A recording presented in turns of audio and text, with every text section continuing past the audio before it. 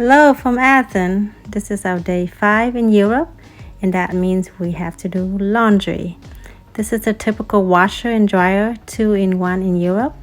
As you can see, it's quite small. It's in the kitchen next to the stove. The washer works just like what we have in the States.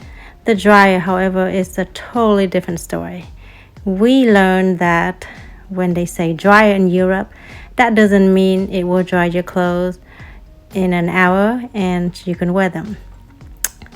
What it means is it will give it some heat that will help with the drying process, I guess. It doesn't spin at all.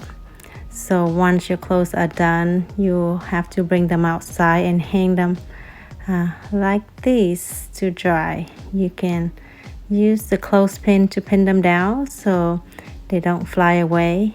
Hopefully we'll still have our clothes here by the end of the day. So if you're in Europe and need to do laundry, make sure you plan ahead to give it a day or two so it have time to dry. I hope this video is helpful for those who have never done laundry in Europe.